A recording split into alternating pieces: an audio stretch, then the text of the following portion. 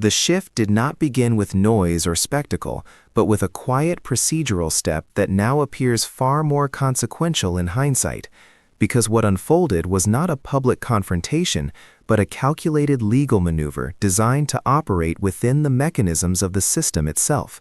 And that is precisely what makes it so difficult to contain, as an independent oversight entity chose to bypass the slower channels of public pressure and instead initiate an emergency motion before a federal court, invoking a standard that is reserved for situations where delay is not merely inconvenient but actively harmful, arguing that relevant evidence may be at risk of being concealed or rendered less meaningful over time, and in doing so reframed what might otherwise have been treated as routine resistance into a matter of urgency that demands immediate judicial attention. And the significance of this approach lies not only in the legal argument being presented, but in the timing of its presentation, because it intersects with an upcoming sworn proceeding where statements will be made under oath and therefore carry direct legal consequences. And this convergence of legal pressure and procedural timing is what transforms the situation from a contained dispute into a potentially escalating sequence of events, especially when considered alongside the response that was issued, a response that consisted of a definitive assertion that no responsive records could be identified, which in ordinary circumstances might be interpreted as a standard bureaucratic conclusion, but within the framework of legal obligations functions as a formal representation that a thorough and good faith search has been conducted, meaning that its accuracy is not optional but essential, because any later contradiction would not simply undermine credibility, but raise the possibility of obstruction or misrepresentation. And it is this tension between claim and potential contradiction that now defines the landscape, as the oversight group has effectively challenged the completeness and validity of that search, asking the court to compel the production of materials that they believe exist and are relevant, thereby shifting the burden from speculation to verification.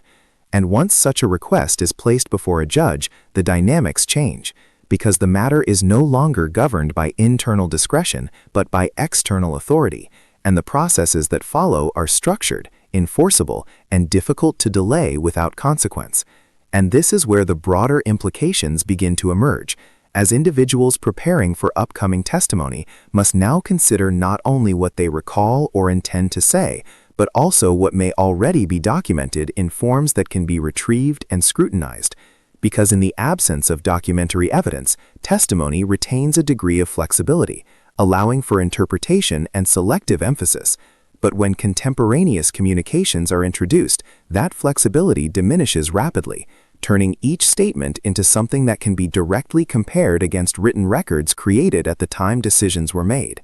And this comparison is often where inconsistencies surface, not necessarily because of deliberate intent, but because memory and documentation do not always align. Yet under oath, even small discrepancies can take on heightened significance, particularly when they relate to processes that are already under examination. And as a result, the environment surrounding the anticipated testimony becomes increasingly complex, shaped by the possibility that information currently outside the public domain may soon become central to the questioning. And this possibility in turn affects how legal teams assess risk, because they must account for multiple scenarios, each with its own consequences, including the denial of the motion, which would leave the initial claim intact but subject to ongoing challenge and scrutiny, the approval of the motion, which would likely accelerate the disclosure of relevant materials and integrate them into the evidentiary framework of the testimony, and any form of resistance to compliance, which could introduce additional legal complications related to adherence to court directives.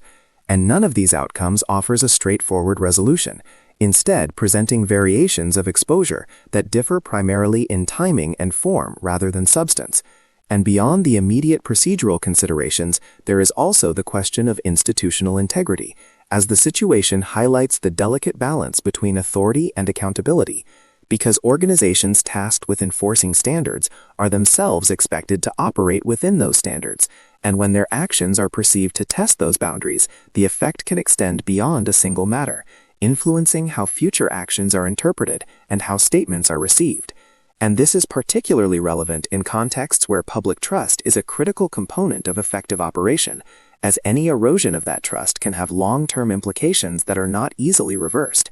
And within this broader context, the current sequence of events can be seen as part of a larger pattern, in which information, once generated and preserved, retains the potential to resurface under conditions that compel its examination, regardless of the intentions that may have accompanied its creation. And this persistence of recorded communication is a defining feature of modern institutional systems, where digital archives function not only as repositories, but as potential sources of accountability, capable of reconstructing decision-making processes in detail. And it is this capacity that underlies much of the present tension, because it introduces an element of inevitability into situations that might otherwise be managed through narrative or delay. And as the timeline advances, the interplay between legal procedure, institutional response, and individual responsibility becomes increasingly pronounced, with each development influencing the next in a way that narrows the range of possible outcomes. And ultimately, the trajectory of the situation will be determined by a combination of judicial evaluation,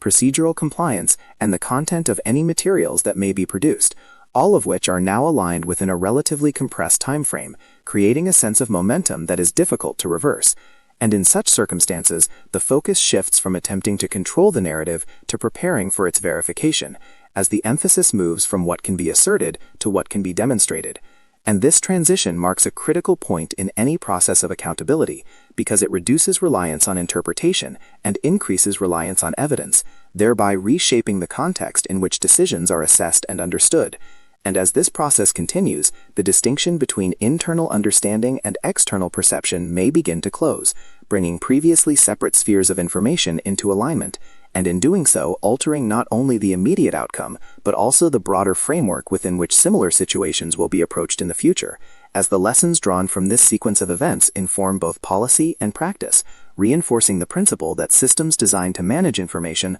also carry within them the capacity to reveal it, and that under the right conditions, this capacity can become the central factor in determining how events unfold and how they are ultimately judged.